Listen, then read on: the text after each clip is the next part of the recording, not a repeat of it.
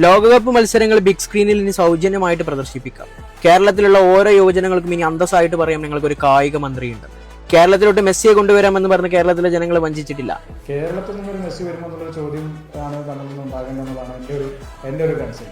Messi വന്നാലും വന്നില്ലെങ്കിലും കേരളത്തിൽ നിന്ന് പുതിയ തലമുറയിലെ വിദ്യാർത്ഥികൾക്ക് ഒരുപാട് മെസ്സിമാരെ ഉണ്ടാക്കിയെടുക്കുക എന്നുള്ളതാണ് കായിക വകുപ്പിന്റെ ഏറ്റവും പ്രധാനപ്പെട്ട. അതിനു പകരം കേരളത്തിൽ നിന്ന് നമുക്ക് മെസ്സിയെയും റൊണാൾഡോയും പോലെയുള്ളവരെ നിർമ്മിക്കാം എന്ന് പറഞ്ഞപ്പോൾ കേരള ബജറ്റിൽ ഇങ്ങനെ ഒരു സർപ്രൈസ് ഒളിഞ്ഞിരിക്കുന്നത് നമ്മൾ ആരും പ്രതീക്ഷിച്ചില്ല. ലോകകപ്പ് ഫുട്ബോളിന്റെ ആവേശത്തിലാണ് ഇന്ന് കേരളം.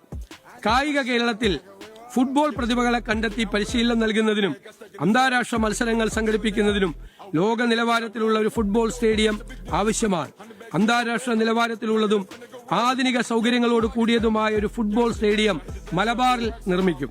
ഇതിനായി 50 കോടി രൂപ വകയിരുത്തുന്നു. ഇത് കഴിഞ്ഞ ഇരുണ്ട കാലത്തിലെ കായിക മന്ത്രി ആയിരുന്നെങ്കിൽ പറഞ്ഞിട്ടുണ്ടാകുക ഇതായിരിക്കും: അമിതമായ വിലക്കയറ്റം നാട്ടിൽ നടക്കുകയാണ്, അതുകൊണ്ട് കുറച്ചു കൊടുക്കണം. അങ്ങനെ പട്ടിണി നടക്കുന്ന കളി കാണാൻ പോണ്ട.